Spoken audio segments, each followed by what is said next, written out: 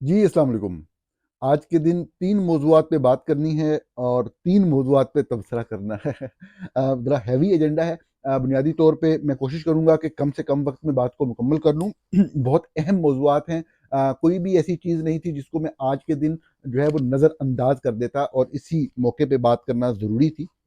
तो मैं तफ़सील से बात नहीं करूँगा चंद मौज़ूआत पे, सिर्फ़ उनके बारे में जो हकीकत या अहम नुक्ता आपके सामने रखना चाहता हूँ वो रख के आगे चलूँगा। सबसे पहला और बुनियादी मौज़ू आज के प्रोग्राम का, जनरल आसिम मुनीर की हिकमत अमली पीटीआई और इमरान खान के हवाले से बदल रही है। क्या ये बात सच है? अ, उनके जो करीबी लोग हैं वो हमेशा से ये मैसेज देते आ रहे हैं कि हम क्रश कर देंगे पीटीआई को। लेकिन अभी बहुत सी ऐसी डेवलपमेंट्स हुई हैं जिनसे ये पता लगता है कि हिकमत अमली बदल रही है। जब हम बात करते हैं लोगों से तो वो इस बात की तस्दीक करते हैं। ये क्या मामलात हैं, आपके साथ खुलकर और तफसील से इसके ऊपर बात करेंगे। सबसे अहम मौजू आज का। इसी तरह बात करेंगे डॉन अखबार पाकिस्तान बनने से पहले का अखबार, कायद-ए-आज़म मोहम्मद अली जिन्ना ने इसकी बुनियाद रखी। डॉन अखबार अपनी आज़ादाना एडिटोरियल पॉलिसी की वजह से हुकूमती जबर का शिकार है। इसकी तफसीलात क्या हैं, इसमें कुछ बातें आपके साथ शेयर करेंगे। शाम की ताज़ा तरीन जो सूरत हाल है, इसराइल मुकम्मल तौर पे चारों अतराफ से शाम के अंदर दाखिल हो रहा है। लेटेस्ट सूरत हाल क्या है, बहुत सी खबरें आ रही हैं। पुरतयश मोहल्लात की, बड़ी खतरनाक खौफनाक जेलों की, इसके बारे में चंद मज़ीद हक़ाइक़ जो है वो आपके साथ शेयर करेंगे। ये 3 मौज़ूआत जिन पे आपके साथ तफ़सीलन बात होगी। लेकिन इसके साथ-साथ मैं चंद ऐसी चीज़ें जो आज के दिन हुई वो आपके सामने रख के उन पे 1-1, 2-2 कमेंट करके अपने मौज़ूआत की तरफ आता हूँ।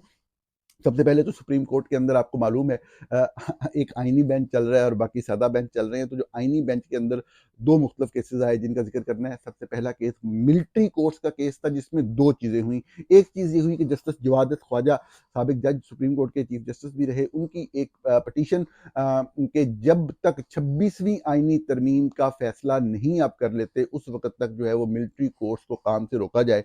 तो उसके ऊपर जो है वो दरख्वास्त मुस्तरद करके उनको जुर्माना भी कर दिया। जस्टिस अमीनुद्दीन खान जो है वो हेड कर रहे हैं कॉन्स्टिट्यूशनल बेंच को। मैं अर्ज़ कर चुका हूँ और शवाहिद के साथ आपके साथ शेयर कर चुका हूँ कि जराइम पेशा अफराद में से शुमार होता है इनका। ऐसे लोगों को जज बना के और आखिरी सतह पे सबसे ताकतवर जज उनको बना के बिठाया हुआ है। हकीकत हाल आपके सामने है कि उन्होंने मखसूस नशिस्तों के फैसले में यहाँ तक लिख दिया कि जो मेजॉरिटी का फैसला है उसको इम्प्लीमेंट ना किया जाए। ये अदलिया की तारीख का एक यूनिक वाक़या था कि कोई जज के मनसब पे सरफराज शख्स जो है वो ऐसी बात अपने कलम से बाकायदा तहरीर में ले आए। और लेकिन देखें, जुल्म के निज़ाम में यही होता है। इसी तरीके से हुकूमत ने एक दरख्वास्त दी कि जी मिलिट्री कोर्ट्स को जो है वो फैसला देने की इजाज़त दी जाए। वो वाली दरख्वास्त भी इस बेंच ने मुस्तरद कर दी। इस मौजू पे कमेंट करने की मेरी जो जो मुझे एक वो मिली वो ये थी, ये वाली बात थी। इससे एक तासुर ये आ रहा है कि शायद हुकूमत की कोई दरख्वास्त मुस्तरद हुई है। मैं सिर्फ ये कमेंट आपके सामने रखना चाहता था कि ऐसा मुमकिन नहीं है कि आईनी बेंच जो है वो हुकूमत की कोई दरख्वास्त जो है मुस्तरद करे। ये स्ट्रेटजी होती है और जो भी फौज चाहेगी, जो भी हुकूमत चाहेगी, आईनी बेंच वही करेगा। उनके हैंड पिक्ड उन लोगों पे मुश्तमिल है जिनका मेजॉरिटी, मतलब उस तरह से बेंच तश्कील दिया जाता है कि मेजॉरिटी वाले वो वाले जजेस होते हैं जो कि उनके कहने पे मतलब इज्जत तक भेज दें अपनी, और जो मर्जी आप कह लें। जो मकसद है ना मिलिट्री कोर्ट्स का, वो जहन में रखिएगा कि चंद लोगों पे तशद्दुद करना, तशद्दुद की हद तक उनको कैद में रखना और उनको डराना धमकाना, लोगों में खौफ व हरास फैलाना, उसका और कोई मकसद नहीं है। वो मकसद ऑलरेडी वो पूरा कर चुके हुए हैं। तो अभी अगर कोई बहुत ही सख्त फैसला भी आ जाए तो ये जहन में रखिएगा कि गेम प्लान चल रहा है। वो गेम प्लान जिसका मैं आज का जो सबसे अहम मौजू है उसके आखिर में जिक्र भी करूंगा।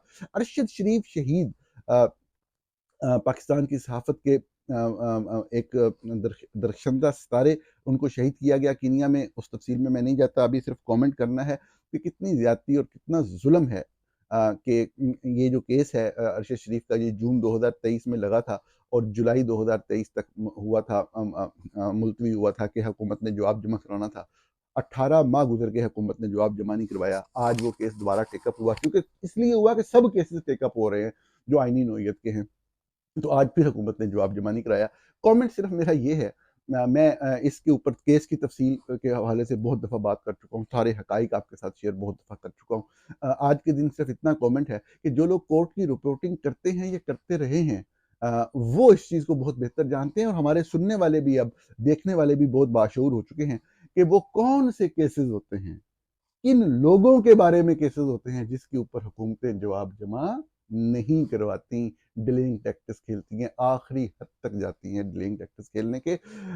हालांकि सरकारी मौकफ तो ये है कि सानू पता ही नहीं है तो उत्थे गोली चली सी, तो खैर मतलब अगर उत्थे गोली चली सी तो जवाब जमा करवा दियो। मेरे सुनने वालों को, समझने वालों को बात समझ आ गई होगी मैं क्या कहना चाह रहा हूँ। इससे ज्यादा जिस दिन इस मौजू पे तफसील से बात करेंगे। आज मैंने सिर्फ ये कमेंट आपकी तवज्जो दिलाने के लिए करना था।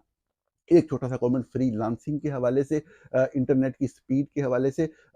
मौजू ये नहीं है कि स्पीड कम है या फ्रीलांसर को प्रॉब्लम आ रही है या आप बड़े फतवे सुन रहे हैं। मैं हुकूमत और आईएसआई के वीलॉगर्स के बारे में बात करना चाहता हूँ कि जो जब दलील देते हैं, कहते हैं नहीं और मुल्कों में भी होता है, चीन में भी होता है, रशिया में भी होता है, सिंगापुर में भी होता है। मैं सिर्फ एक हकीकत शेयर करना चाहता हूँ, ऐसा कहीं नहीं होता। ये लोग बातें सुनते हैं और या दो चार लोगों से कोई कहानियां सुनते हैं और बयान कर देते हैं, गलत बात है, ऐसी बात नहीं है। Best of the best internet speed available होती है रशियन में तमाम फ्रीलांसर्स को, तमाम लोगों को यूज़ करने के हवाले से। चाइना में भी होती है, सिंगापुर में भी होती है। जो वो पाबंदियों की बात करते हैं, अगर पाबंदियां हों भी सही, मैंने आपको बताया था जिस तरह के बाद वेबसाइट बंद होती हैं तो वो वीपीएन के जरिए एक्सेस कर लेती हैं। और मैंने आपको ये भी बताया था कि वीपीएन बंद नहीं हो सकता। इनको किसी ने किसी दिन चलाया कि जी वीपीएन बंद कर रही है हुकूमत, तो सब ने ढोल पीटना शुरू कर दिया, हुण वीपीएन बंद होएगा तो हुण देखना की हुंदा है। तो बात ये है कि वीपीएन नहीं बंद होते कोई एक वीपीएन बंद हो गया, आप दूसरा इस्तेमाल कर लेंगे। जो अच्छे वीपीएन है वो मुसलसल अपडेट कर रहे होते हैं, तो वो जो पाबंदी या जो भी ब्लॉकेज होती है उसको वो बाईपास कर देते हैं। कहना मैं क्या चाह रहा हूँ, जो इंटरनेट की बंदिश है पाकिस्तान में उसके हवाले से कि पूरी दुनिया में कहीं इस तरह की बंदिश नहीं होती। खुदा की कसम, अफ्रीका के आप गए गुजरे मुल्क में उठा के देख लें, इस तरह की हालत नहीं होती। ये खुदकशी के ऊपर जो आमादा है वो सिर्फ हमारी फौजी क़यादत है, सिर्फ चंद लोगों को सुप्रेस करने, चंद लोगों को दबाने के लिए। देखें, सादा सी बात है कि अगर ट्विटर की प्रॉब्लम था तो ट्विटर आपने बंद कर दिया। आप में से बहुत से लोगों ने ब्लू स्काई का सुना होगा कि एक प्लेटफॉर्म नया आया है, जैसे ही वो ग्रो करने लगा फौरन बंद कर दिया। क्यों? खौफ आज़ादी अज़हार राय से है।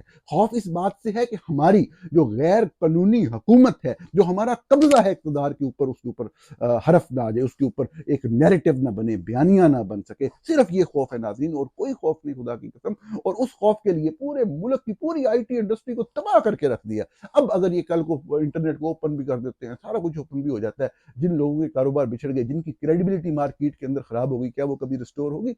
ये डफर जरनेल आसमा जहांगीर ने इनके बारे में कहा था। ये अपनी नाक के आगे से सोच नहीं सकते। सिर्फ इनकी एक ख्वाहिश होती है कि इस तरह के लोग पैदा करें जो उनके आगे पपेट्स के तौर पे डांस कर सकें, जिस तरह की शरीफ फैमिली और ये जो आईटी मिनिस्ट्री में और आसपास लोग बैठे हुए हैं, ये आप देख रहे हैं। इनकी सिर्फ ये रिक्वायरमेंट होती है कि इस तरह के लोग सामने ला सकें। नाज़रीन, अपने मौज़ूआत की तरफ चलते हैं। सबसे पहले बात करेंगे शाम की सूरत हाल की। शाम की सूरत हाल के हवाले से कल पूरे इंटरनेशनल मीडिया ने रिपोर्ट किया, पाकिस्तान के अंदर इंतहा पसंदों का एक ग्रुप जो यकीनी तौर पे अपनी फिरका वराना तासुब की वजह से एक गलत सेंस से गलत बयानियां फैलाना चाह रहा है, वो मुसलसल इस तरह की हरकतें कर रहे हैं। लेकिन हम देख रहे हैं कि इसराइल खुल के सामने आया। आपने देखा कि इसराइली वज़ीर आज़म बकायदा गोलान हाइट्स पे गए और उन्होंने वहां पे खड़े होकर ये कहा कि ये हमारी कामयाबी है, हमारी कामयाबी है, हम इसका क्रेडिट लेते हैं, ये हमारी वजह से मुमकिन हुआ जो भी सीरिया में हुआ। और हमने ये देखा कि सिर्फ यही वाली बात नहीं, बल्कि जो लोग वहां पे आए, जिन्होंने वहां पे कब्जा किया, जिन्होंने वहां पे मामला को संभाला, उनके हवाले से आपको उनके बयानात मुख्तलिफ मीडिया के ऊपर चले। जिस तरह से एक फौजी अफसर ने यह यहाँ तक कहा कि we are open to friendship with everyone in the region including Israel, we don't have enemies other than the Assad regime, Hezbollah and Iran. What Israel did against Hezbollah in Lebanon helped us to a great deal. Now we are taking care of the rest. इसी तरीके से साफ जाहिर है कि वो खुल के दोनों तरफ से अब खुल के बात हो रही है। और इसराइल जो है, उनके वज़ीर आज़म नेतन्याहू भी सामने आए और उन्होंने भी कहा, इंटरनेशनल मीडिया ने रिपोर्ट किया कि चारों इतराफ से जो है वो इसराइली फोर्सेस जो हैं वो मुख्तलिफ हवालों से दाखिल हो रही हैं। इसराइली टैंक दाखिल हुए हैं सीरिया के अंदर। जब से इसराइल की पैदाइश हुई है 1948 से लेके अब तक, पिछले 74, 75, 76 सालों में ये इसराइल की तारीख की सबसे बड़ी फतह है। इसराइल ने एक तरह से मिडिल ईस्ट के अंदर अपने हॉस्टाइल फोर्सेस को मुकम्मल तौर पे अब कंट्रोल कर लिया है। उनको वैसे तो सिर्फ जो हॉस्टिलिटी थी वो सीरिया से तो खैर नहीं, मतलब जिनसे नजर आती थी जिन ग्रुप्स में, उसमें हमास शामिल था, उसमें हिजबुल्लाह शामिल था। इन्हीं लोगों के ताउन और कॉपरेशन से, मतलब सऊदीज के कॉपरेशन से, रजब तैयब अर्दगान तुर्की के सरदार, जिनको पाकिस्तान में वैसे बड़े मतलब मोहब्बत और एहतराम की निगाह से देखा जाता है माशाल्लाह, उन सब लोगों के ताउन से मिल के उन्होंने अपने तमाम मुखालफिन को जो है वो ख़त्म करने की एक मुहिम चलाई और ख़त्म किया। और हमारे चंद लोग जो हैं वो बैठे ईरान की जो अस्करी ताकत है उसका तमस्खुर उड़ाते रह गए। यानी कि जितनी भी थी वो खड़े थे, बात तो कर रहे थे सऊदीज़ की तरह या आपकी तरह उनकी झोली में तो जाकर नहीं बैठे हुए थे। लेकिन आज के दिन हमने देखा, बुनियादी तौर पे जो एक फैक्ट मैं आपके सामने रखना चाहता हूँ वो ये है कि देखिए हमारे यहाँ सब कुछ तासुब की बुनियाद पे, बुग़्ज़ की बुनियाद पे होता है। हम असद के हक में तबसरा इसलिए करते हैं कि हम शिया होते हैं, हम असद के खिलाफ तबसरा इसलिए करते हैं कि हम सुन्नी होते हैं। ये बड़ी अफसोसनाक बात है। ये कहना कि असद ने जुल्म नहीं किए, ये भी ज्यादती है। असद बहुत बड़ा एक रुथलेस डिक्टेटर था। उसने अपने मुखालफिन को, जब उसके खिलाफ एहतजाज हुआ अपनी हुकूमत को बरकरार रखने के लिए, उसने बड़े जालमाना तरीके से उस एहतजाज को कुचला, उसने अपने मुखालफिन को मारा। इसमें इसमें कोई दो राय नहीं है इसको बिल्कुल। लेकिन दूसरी तरफ ये सूरत हाल है कि आप इस चीज को देखें कि ये डिक्टेटरशिप तो सारे रीजन में थी। क्या हमारे अपने मुल्क के अंदर डिक्टेटरशिप नहीं? आपस की बात है। मतलब एक एक जाविया गुफ्तगू ये है, इस वक्त असद को हटाया क्यों गया है, ये बात के ऊपर गुफ्तगू नहीं आ रही, फोकस इस तरफ नहीं आ रहा।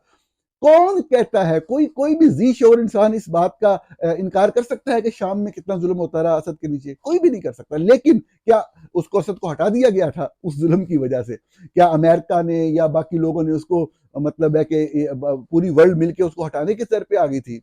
ऐसी बात नहीं है। यकीनन उसके मुखालिफिन थे। अब जो हटाया गया है उसकी एक ही रीजन है, उसकी एक ही रीजन है कि वो पैलेस्टीनियन के साथ खड़ा हो रहा था। आप उस रीजन में रहते हुए अगर पैलेस्टीनियन के साथ खड़े होंगे, अगर आप नेतन्याहू यानी कि इसराइल के खिलाफ खड़े होंगे, तो फिर आपकी बचत नहीं हो सकती। ये मैसेज है मिडल ईस्ट के तमाम हुक्मरानों के लिए कि जो करना है करो, जो कहना है करो, तनकीद भी करनी है करो, लेकिन अगर इसराइल के खिलाफ खड़े हुए, अगर पैलेस्टीनियन की हमायत की कोई बात की, तो फिर तुम्हारा अंजाम असद वाला अंजाम होगा। ये एक हकीकत है। एक साहब ने लिखा और बिल्कुल दुरुस्त लिखा, history will write बशारुल Asad stood with the Palestinians at the cost of losing power, while many Muslim Arab leaders turned their backs on Palestinian for money and power।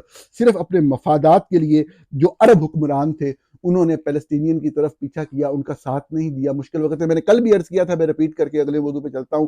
मैं नहीं कह रहा कि कोई इसराइल के साथ तुर्की जंग शुरू कर देता, या ये अरब मालिक, सऊदी अरब जो पूरी एक फोर्स बनाई थी जनरल रहीम शरीफ की क़यादत में, वो जाके जंग शुरू कर देती। मैं नहीं कह रहा कि पाकिस्तान आर्मी उठ के इसराइल का, मैं नहीं कह रहा। मैं सिर्फ ये कह रहा हूं कि अगर ये सिर्फ ये सऊदी जो अरबों का अलायंस था और पाकिस्तान और रजब तैयब अर्दगान ये इकट्ठे खड़े हो जाते और बिल्कुल एक यूनिटी के साथ कहते कि यहाँ पे जुल्म रोक दिया जाए, यकीन माने नेतन्याहू इतने बच्चों, इतने औरतों और इतने पैलेस्टीनियन का कत्ल इतनी आसानी से ना कर सकता। इन लोगों ने फैसिलिटेट किया, क्योंकि ये इत्तेहादी थे इसराइल के। पाकिस्तानी फौज के ताल्लुकात के बारे में बहुत दफा बोल चुका हूं, आइंदा भी आपके साथ तफसीलात रखता रहूंगा।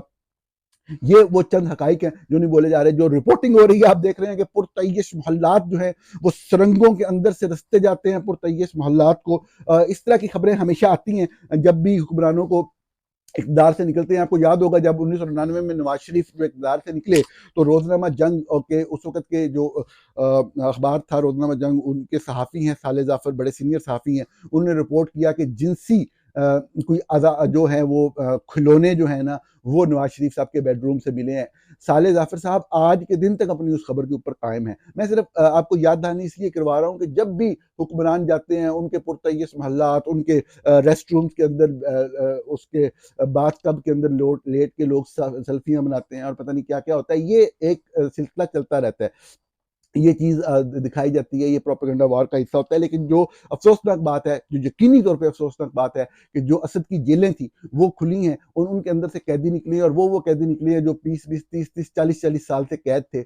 लेकिन नाज़रीन, एक लम्हे को ये ज़रूर सोचिएगा, देखिए ये एक साइड ऑफ द स्टोरी है जो बिल्कुल दुरुस्त है, लेकिन इसके साथ दूसरी साइड ऑफ स्टोरी, क्या बाकी जगहों पे बड़ा अमन-अमान है? क्या बाकी जगहों पे जो डिक्टेटर बैठे हुए हैं या बैठे हुए थे, क्या उनकी जेलें नहीं थी? क्या वहाँ पे जुल्म नहीं होता था? क्या आप जितने भी, एक तो मुहिब्बे वतनी जो है ना पाकिस्तानियों की, वो कोई बात जो है वो दलील से होने नहीं देती। क्या पाकिस्तान के अंदर, बलूचिस्तान के अंदर जो जुल्म हो रहे हैं वो नहीं हो रहे? वो झूठ बोल रहे हैं सारे। एक एक लम्हे को सोचिए, जो सिंध के अंदर सिंधी कौम परस्तों के ऊपर जो हमले या अटैक होते हैं वो झूठ हैं? क्या कराची के अंदर जो उर्दू बोलने वालों के ऊपर हमले किए गए, मारा गया, तशद्दुद किया, क्या वो झूठ के वाक़यात हैं? क्या जो पश्तूनों के साथ ज़ुल्म होता है, क्या ये गलत है? ये झूठ है, ये सच नहीं है? क्या अब जो लोग जो किसी भी हिस्से से उठ के आवाज़ उठा रहे हैं फ़ौज के खिलाफ, क्या उनके खिलाफ जो ज़ुल्म, क्या बलूचिस्तान के लोगों को 20-20, 30-30 साल गायब नहीं रखा जाता? क्या इधर जो है वो अनऑफिशियल गैर कानूनी जेलें नहीं हैं? ये सिर्फ पाकिस्तान की बात नहीं, किसी भी जगह पे आप चले जाएँ, ये गलत चीज़ है, इस चीज़ का ख़त्म होना है। यही शऊर जब जमहूरियत आएगी, जब लोगों के हाथों में इक़्तिदार आएगा, जब लोग अपनी मर्ज़ी बजाए इसके कि या असद जैसे डिक्टेटर हों या इन दहशतगर्दों जैसे लोग आके काबिज़ हो जाएँ, दहशतगर्द हुक्मरान बन जाएँ, जो डिक्लेयर्ड अल-कायदा टेररिस्ट रहे हों, जिन्होंने लोगों को बीहेड किया हो, वो लोग जो है वो हुक्मरानी के उस तक पहुँचे। यकीनी तौर पे जमहूरियत ही बेहतरीन एक हल है। ये वाली चीज़ें जो ज़ुल्म की दास्तानें आ रही हैं, ये हर जगह पे हैं। ये सिर्फ़ नैरेटिव फैलाए जाते हैं जब आपने किसी की मुखालफत या वो करनी हो। ख़ैर इस हवाले से नाज़रीन आपको अपडेट करते रहेंगे। बड़ी अहम डेवलपमेंट्स हैं और इनके बड़े फ़ॉर रीचिंग इफ़ेक्ट्स होंगे दरअसल रीजनल पॉलिटिक्स के ऊपर भी और वर्ल्ड पॉलिटिक्स के ऊपर भी। सबसे अहम पहलू इसका ये है कि इसराइल, जिस तरह अल जज़ीरा ने रिपोर्ट किया कि इसराइली टैंक्स जो हैं वो मुख्तलिफ अतराफ से दाखिल हुए हैं सीरिया के अंदर, और ये जॉइंट ऑपरेशन जो है वो अपने इख्तिताम को तो पहुँचा, लेकिन आगे शक्ल क्या नज़र आती है? क्या इसराइल की प्रॉक्सीज जो हैं ये इक़्तिदार में रहेंगी या ये इसराइल की कॉलोनी बन के अब शाम चलेगा? ये मिडल ईस्ट का जो एक बड़ा अहम पहलू होगा, मिडल ईस्ट की पूरी तारीख का, जो कि खिलाफत उस्मानिया के बाद से जो डेवलपमेंट्स होती रही हम देखते आ रहे हैं। ये इसराइल की जो एक्सपेंशन का ये लेटेस्ट वाक़या हुआ है, ये सबसे अहम और सबसे दूररस असरात रखने वाला है। नाज़रीन अगले मौजू की तरफ चलते हैं। डॉन अखबार पाकिस्तान के सबसे ज़्यादा क्रेडिबल अखबारों में शामिल है। हमेशा से शामिल है। पूरी दुनिया में जब भी पाकिस्तान का ज़िक्र आता है तो वो उनके लोगों के ज़हनों में किसी भी मुल्क के अंदर जो पहला नाम आता है मीडिया का, वो डॉन का नाम आता है। डॉन ने हमेशा से एक एडिटोरियल पॉलिसी ऐसी रखी जो कि इंडिपेंडेंट थी ज़्यादातर अदवार में, और एक एक स्टैंडर्ड था जर्नलिज्म का, वो बहरहाल मेंटेन रखा। बहुत सारी चीज़ों पे यकीनन हमेशा एतराज़ की और गुंजाइश होती है। आजकल भी बहुत सारे हवालों से होगी, लेकिन ये वो अखबार है जिसकी बुनियाद मोहम्मद अली जिन्ना बानी पाकिस्तान ने रखी। हम ये देखते हैं कि एक ऐसा वक़्त, मुश्किल वक़्त जब भी आया, डॉन ने स्टैंड लिया। अगरचे पिछले 4-5 सालों से वो स्टैंड थोड़ा-सा वीक इसलिए हुआ कि इतना प्रेशर, इतना दबाव था कि वो बर्दाश्त नहीं हो सकता था। ख़ुसूसन टीवी की हद तक हमने देखा, बहुत ही मुख्तलिफ सूरत-ए-हाल रही। इस वक़्त जो सूरत-ए-हाल है, जिस तरह जब बाजवा और फैज़ की डोयो जब मामलात को चला रही थी, उस वक़्त भी डॉन ने बहुत ज़्यादा रेज़िस्टेंस की। शुरू के दिनों में जियो जंग ग्रुप ने भी बहुत रेज़िस्टेंस की, लेकिन अल्टीमेटली वो उनके साथ मिल गए, और फिर हमने देखा कि ख़ुसूसन मतलब एक बड़ा अजीबो-गरीब तासर है, मैं देखता हूँ इमरान खान के हवाले से कि उनके बड़े मुखालिफ और ये वो सारा कुछ। लेकिन जब इमरान खान की हुकूमत थी तो जो जंग ग्रुप के टॉप के, जियो के टॉप के जो लोग थे, उनका बाकायदा राब्ता मुसलसल रहता था, फवाद चौधरी वगैरह जो वज़ीर इत्तलाआत और 2-4 लोगों से, और हमें लोग आके दिखाते थे सबूत उनकी कम्युनिकेशन के, मुसलसल कम्युनिकेशन के। बाकायदा सहाफ़ियों के खिलाफ कैंपेन्स चलती रहीं। 2020 अगस्त में, सितंबर में जियो जंग के ऊपर। लेकिन आज का मौजू डॉन अखबार है। डॉन ने अपनी जो पॉलिसी है खबरों के हवाले से, वो किसी हद तक नरम ज़रूर की, लेकिन एडिटोरियल बहुत ही ज़बरदस्त, बिल्कुल एक्यूरेट, बिल्कुल असूल के मुताबिक, बिल्कुल जो होना चाहिए उसके मुताबिक छपते रहे। बहुत ही सख्त एडिटोरियल लिखे, फ़ौज की गलत इंटरवेंशन के हवाले से, फ़ौज की गलत पॉलिसियों के हवाले से, जो चीज़ें जिस हवाले से गलत हो रही थी, अपोज़िशन के हवाले से। हालाँकि इमरान खान ने डॉन के साथ क्या नहीं किया, उसकी तफ़सीलात में जाएँ तो बात और तरफ चली जाएगी। लेकिन जब भी इमरान खान की पार्टी के ऊपर भी जुल्म हुआ, तो डॉन ने खुल के अपने एडिटोरियल के अंदर ये चीज़ें जो हैं उनको लिखा। इसी तरीके से जब ये फैसले आए जो पार्लियामेंट के हवाले से थे, मखसूस नशिस्तों के हवाले से थे, जो दुरुस्त बात थी, जो सही बात थी, जो असूली बात थी, जो कानूनी बात थी, जो आइनी बात थी, डॉन ने उसके ऊपर स्टैंड लिया। ये बात काबिल तहसीन है। लेकिन पाकिस्तान जैसे मुल्क के अंदर ये लेना बड़ा मुश्किल होता है। एक आप कह लें आउटराइट पाबंदी जो है वो नाफिज की गई हुकूमत के ऊपर, के हुकूमती इश्तिहारात जो हैं वो डॉन को नहीं दिए जाएंगे। नाज़रीन, जो हुकूमती इश्तिहारात होते हैं, इनकी पेमेंट टैक्स पेयर मनी से होती है। किसी का बाप भी ये नहीं कर सकता कि वो रोके और हुक्म दे। दिया जाता है, इम्प्लीमेंट भी होता है, लेकिन मैं कानून की असूल की बात कर रहा हूँ। किसी के बाप का पैसा नहीं होता, ये अवाम का पैसा होता है, अवाम के इदारे होते हैं, और उन जगहों पर छपना होता है उन इश्तिहारात में कि लोग देखें। यानी कि जिन अखबारात की या रसाइल की जो पब्लिकेशन ज़्यादा होती है, तो वहाँ पर वो चीज़ें छपनी होती हैं। तो बुनियादी तौर पे वो ना सिर्फ ये कि ये प्रेस इन्फॉर्मेशन डिपार्टमेंट कुछ एडिशंस करता होता है, जो इश्तिहारात गवर्नमेंट के डिपार्टमेंट की तरफ से आते हैं, वो अपनी तरफ से कोई नाम डालते हैं। ना सिर्फ वहाँ पे पाबंदी है, बल्कि गवर्नमेंट के डिपार्टमेंट को डायरेक्टली भी कहा गया हुआ है, ज़्यादातर केसेस में कि इनको इश्तिहारात ना दिए जाएँ। ये बहरहाल ज़ुल्म है और ज़ुल्म के खिलाफ हमेशा से आवाज़ जो शोबा सहाफ़त से मुंसलिक लोग हैं, वो उठाते रहते हैं। मुझे यहाँ तक बताया गया चंद लोग जो कि काम करते हैं, चंद सहाफ़ी जो काम करते हैं, कि तारीख में पहली दफ़ा ऐसे हुआ कि सैलरी नहीं आई या बहुत ताख़ीर से आई और फिर कम मिक़दार में आई, मतलब तकरीबन हाफ़ आई बाद लोगों की। मेरे पास मुकम्मल तफ़सीलात सैलरी के हवाले से नहीं है, तो मैं तफ़सील में नहीं जाऊँगा इस हवाले से। लेकिन ये पहली मर्तबा पूरी डॉन की तारीख में हो रहा है कि इतना बड़ा एक माली बहरान उनके लिए क्रिएट कर दिया गया, सिर्फ़ सच बोलने के लिए, सिर्फ़ सच लिखने के लिए। उस अखबार के ऊपर जो मोहम्मद अली जिन्ना ने शुरू किया, वो अखबार जो हमेशा असूल के साथ, सहाफ़त के साथ खड़ा रहा, उस वक़्त जब बाकी सब लेट गए। तो ये बड़ी अफ़सोसनाक बात है। ये चीज़ नहीं होनी चाहिए। प्रेस फ्रीडम को इस हद तक क्रश नहीं करना चाहिए। लेकिन जनरल आसिम मुनीर के पास इसके अलावा और जनरल आसिम मुनीर के जो पपेट्स बैठे हैं इस्लामाबाद में, उनके पास इसके अलावा चारा भी कोई नहीं। नाज़रीन, हम जब भी बात करते हैं, आखिरी मौजू की तरफ आते हैं, जो लोग फ़ौज के करीब हैं, जो एस्टेब्लिशमेंट के करीब हैं, जो आसिम मुनीर के साथ काम करने वाले लोग हैं, वो उनसे पूछते हैं अभी क्या मामलात हैं, किधर जाएँगे? साफ ज़ाहिर है कि अब सपोर्ट तो बहुत ज़्यादा है पीटीआई की। जो बात करने का तरीका होता है किसी भी सहाफ़ी का, तो देखें आप ये नहीं कर सकेंगे तो आपका क्या इरादा क्या है? वो आगे से यही कहते हैं और क्लियरली कहते हैं कि we will crush them, we will crush them. आप उन्हें कहते हैं जी अवाम साथ कहते हैं अवाम जाए भाड़ में, अवाम को क्या पता मुल्क का मफ़ाद क्या है? हमें पता है कि मुल्क का मफ़ाद क्या है। खैर अल्फाज मुख्तलिफ होते हैं। उनके कहने का मतलब यही होता है कि हमें पता है कि मामला किस तरफ जा रहे हैं, लोगों को बेवकूफ़ बनाया गया या जो भी बातें वो करते हैं कि जी अवाम साथ है या नहीं है, वी विल क्रश देम, ये वो कहते हैं। और मैंने ओवरऑल इसी चीज़ के ऊपर हमेशा बिलीव किया कि वाक़ईतन इनकी स्ट्रैटेजी ये हर तरफ से दबा रहे हैं, ना उनको इलेक्शन लड़ने दिया, ना उनको इंतखाबी निशान लेने दिया, ना उनको जो है आप कह लें कि जो लोग नॉमिनेशन फॉर्म जमा कराते थे उनको अगवा कर लेते थे। जिस बंदे का पता लगता था यहाँ पीटीआई का झंडा लगा हुआ है, उस झंडा भी उतार देते थे, लोगों को उठा के ले जाते थे। इसके बावजूद पूरे मुल्क में से वो लैंडस्लाइड विक्ट्री के साथ जीत गए। अब जब आप इनसे बात करते हैं कि आपका क्या, लेकिन नज़र यही आता है कि वो क्रश करना चाह रहे हैं, वो कहते भी यही हैं और क्रश कर भी रहे हैं, हर तरफ से उठा रहे हैं, मार रहे हैं, ये कर रहे हैं। मैंने अगले दिन भी किसी प्रोग्राम में बात की तो मुझे किसी ने तवज्जो दिलाई कि नहीं, ये बात जो है, ये बात थी पहले, अभी एक वाज़ेह तब्दीली हिकमत अमली में आई है। और उन साहब ने मुझे शवाहिद भी दिए और फिर मैंने और लोगों से बात की और ये बात मुझे दुरुस्त लगती है और इसलिए आपसे शेयर कर रहा हूँ। हिकमत अमली में तब्दीली ये आई है कि अल्टीमेटली जनरल आसिम मुनीर की टीम ने सियासतदानों की बात सुनी है और सियासतदानों ने उन्हें ये कहा है कि आप इस तरह क्रश करते चले जाएंगे तो क्रश नहीं हो कर सकेंगे, आपको इनको डिस्ट्रॉय करना है, इनको डिस्क्रेडिट करना है। और उस डिस्क्रेडिट करने के लिए जो मुख्तलिफ चीज़ें अपनाई गई वो आपको अब होती हुई नज़र आ रही होंगी। वो डिस्क्रेडिट करने की यही है कि उसके उनके जो फॉलोअर्स हैं उनके अंदर ये पैगाम देना है कि देखो ये भाग गया, वो भाग गया, ये जो खातून हैं बुशरा बीबी, उन्होंने कहा कि वो वहाँ खड़ी रहेंगी लेकिन वो भाग गईं। ये वाले लफ़्ज़ इस्तेमाल करवाए गए मीडिया के ज़रिए, आपने देखा होगा ख़ुसूसी तौर पे।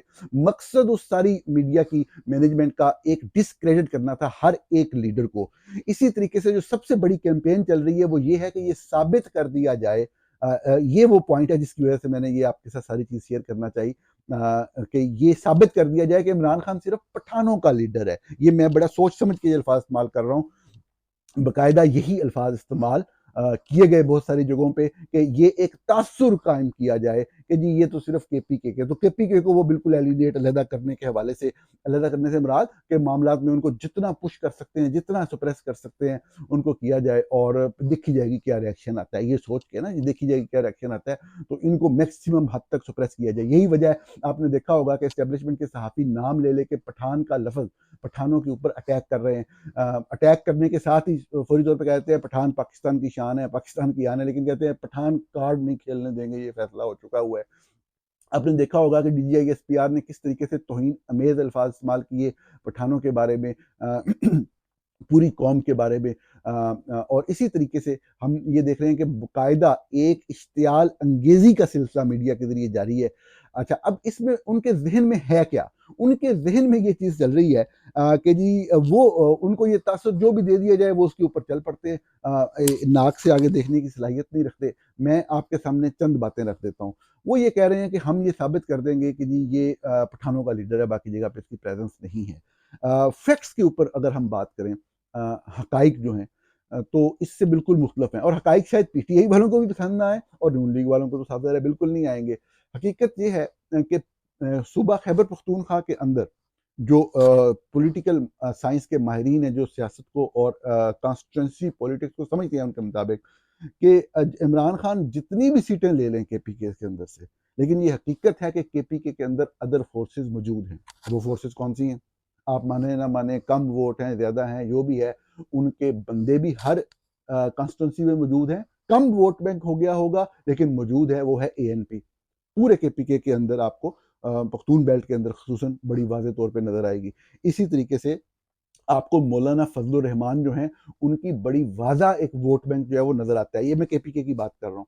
इसी तरीके से अगर आप इससे आगे चलें तो आप देख रहे हैं किस तरीके से ये ट्राइबल एरिया से फॉर्मरली और ओवरऑल, अगरचे वो एक पॉलिटिकल पार्टी के तौर पे नहीं है, लेकिन पीटीएम की एक बहुत बड़ी जो है सपोर्ट, मैसिव सपोर्ट मौजूद है। और शायद यही एक वजह रह गई है कि पीटीआई और पीटीएम के लोग किसी न किसी लेवल पे ऊपर क्लैश में हो रहे होते हैं। अगरचे दोनों का दुश्मन या मुखालिफ एक ही है, लेकिन वो एक दूसरे को बिल्कुल एक्सेप्ट नहीं करते, क्योंकि एक दूसरे को एक्सेप्ट करना उन दोनों के लिए अपनी अपनी जगह पे मौत के बराबर है। पीटीएम की तरफ से मोहसिन दावड़ अपनी नेशनल डेमोक्रेटिक मूवमेंट के नाम से एक जमात के तौर पे ज़रूर मौजूद है, लेकिन वो अभी तक उस तरह से शायद एक्टिव नहीं है एज अ पॉलिटिकल पार्टी। लेकिन पीटीएम की सपोर्ट बहुत मैसिव सपोर्ट है। ये तीसरा ग्रुप का मैंने जिक्र कर दिया।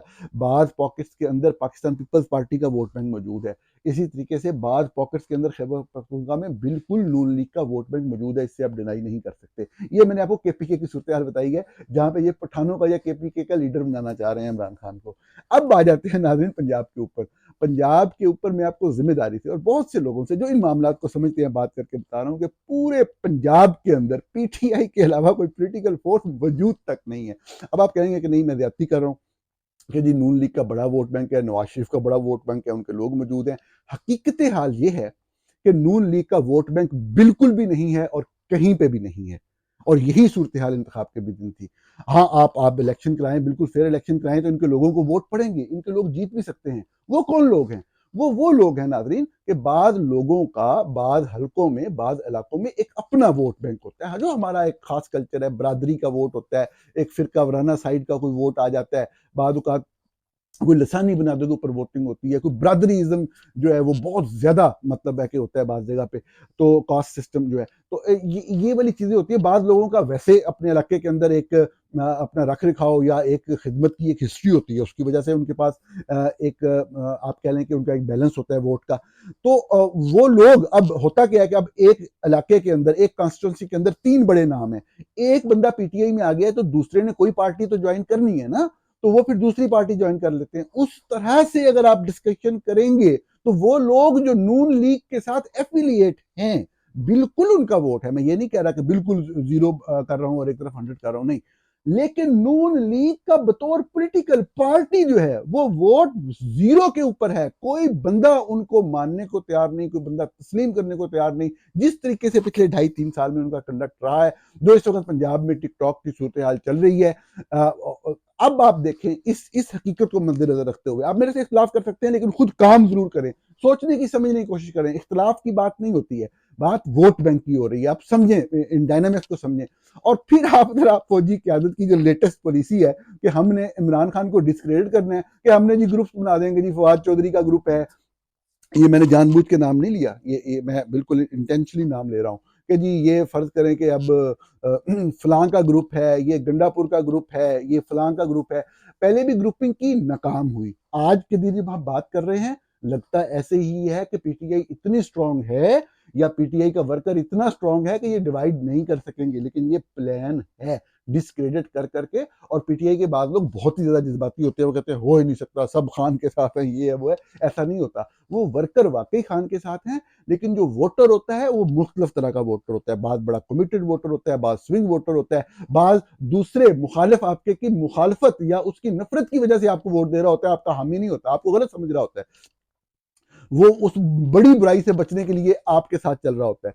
तो वो जो वोट बैंक है वो इस तरह की तकसीम या जो प्लानिंग इस वक़्त जो है ये इफ़ेक्टिव नज़र नहीं आती। मैंने आपको खुद दलील दी कि वो अगर इमरान खान को पठानों का लीडर साबित करेंगे तो वो मुमकिन नहीं है, क्योंकि पंजाब के अंदर उनके पास कोई पार्टी नहीं है जिसका वोट बैंक हो, तो वो क्या करेंगे? तो लेकिन फिर भी ये जो डिवाइड एंड रूल वाली बात है, इस तरह तकसीम करने वाली या डिस्क्रेडिट करने वाली, कैंपेन्स चलाने वाली, खुद से पीटीआई के लोगों को वो मुतमिन करके, मुतफिक करके उनसे वो करवाते हैं, अपनी लीडरशिप के ऊपर अटैक करवाते हैं। सही बात के ऊपर तनकीद हो तो वो सही है, लेकिन गलत बात के ऊपर, गलत चीज़ के ऊपर साफ ज़ाहिर है कि एहतजाज अब इस तरह से कोई भी नहीं कर सकता कि आए एहतजाज फतह करके लेके चला जाए ना। एक दूसरी तरफ बहुत बड़ी पावर बैठी है। तो एहतजाज में वो वाली चीज़ नहीं होगी। तो एहतजाज के में गलत हिकमत अमली की बुनियाद के ऊपर तो पार्टी के ऊपर वो नहीं हो सकता ना। तो अब ये वाली जो सूरत हाल है, ये लेटेस्ट पॉलिसी है कि आप इनको डिस्क्रेडिट करें, इनको गंदा करें, इनके खिलाफ कैंपेन चलाएं। हालांकि कैंपेन जो उन्होंने झूठे केसेस के ऊपर बनाई या वो इद्दत वाले केस पर बनाई, वो उनके मुंह पे लगी इलेक्शन वाले दिन आके। तो लेकिन अब जो है उसको मजीद मौसर अंदाज में चलाने के लिए वो कर रहे हैं, इमरान खान को पठानों का लीडर बनाने के लिए कर रहे हैं। और उनका ख्याल ये है कि इस तरीके से उनको नताइज मिलेंगे और इसीलिए वो मामलात को रहाई या बाकी चीज़ों को थोड़ा सा डिले करना चाहते हैं। नाज़रीन, ये सूरत हाल है आपके साथ शेयर की। कल आपसे फिर मुलाकात होती है।